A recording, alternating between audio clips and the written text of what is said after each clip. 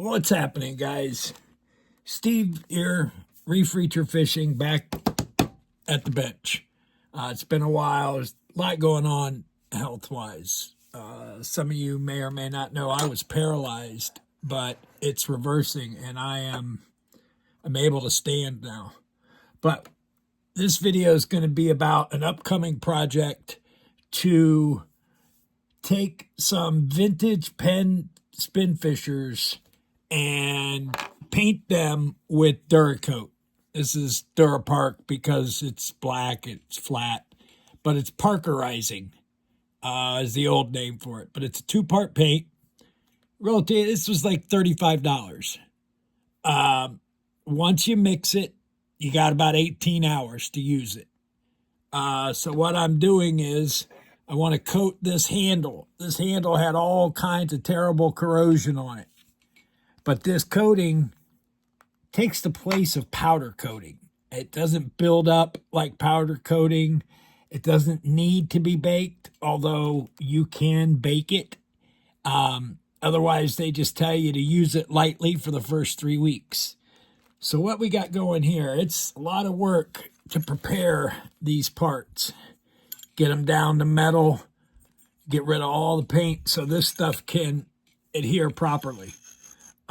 It is a two-part, so it kind of cures itself, but at any rate, these are dowels that I bought off Amazon. I bought a whole, this was $10. They're standard sizes. They're not metric, because I know that these Penn reels, Penn was thrifty. They didn't do anything special. This is 3/8 rod or something, and it fits perfectly through the shaft on the rotor. I'm going to put a little dot of glue to hold it in place.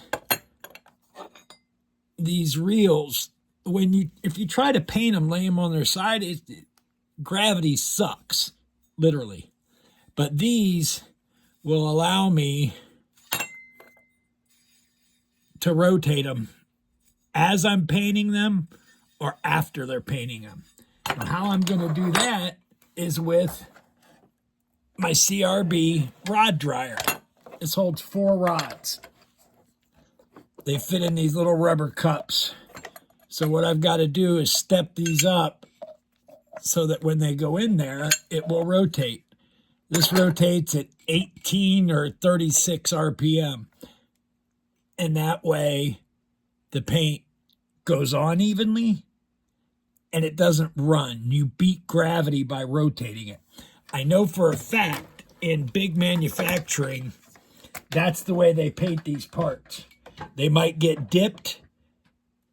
The conveyor will rotate and dip the part and then come out, and then they spin individually to prevent runs and drips. When you're making 170,000 of these, you can't sit there. And so we've kind of stepped up our game. I'm making an attempt to really get into this customizing. I'm trying out this DuraCoat. It's DuraCoat. There's DuraCoat is just a different manufacturer of the same basic product. Again, I'm going to be putting out more videos now. This is kind of a how-to. It's hard for me to It's hard for me to record because I'm in a wheelchair. I have to do everything with a tripod, and I'm doing it with my phone. But I want to get some videos out there because I'm doing some interesting stuff. But if you want to refinish these old reels and make them new again, it's pretty easy.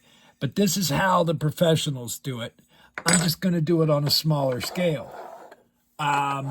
You can find me at Steve Miller Reef Reacher on Facebook. Obviously, you found Reef Reacher Fishing here on YouTube. I run a group on Facebook called Real Penn Reels. REAL Penn Reels. And here's one of our next projects. This is a 12-aught Senator. Let's see if you can get that in the camera. This is a 12-aught Senator. This is 2 sizes down from the Jaws reel, but boy, do they sound great. Oh, no drag. Remember that? We're going to need a bigger boat. Okay, we've got, real quick, I'll touch on something. This is a 12-aught, a 116 12-aught. This is a 10-aught, and for some reason they're the same size. One's a little narrower. They use the same parts, basically. This is a 116. This one is a 116A. This is a 116. But we're going to get into some of this stuff. Let me show the camera around a little bit. Never mind my mess down here. But we're going to get into some of those, some of that. So, thank you. Please like and subscribe. There's going to be more videos to come. God bless.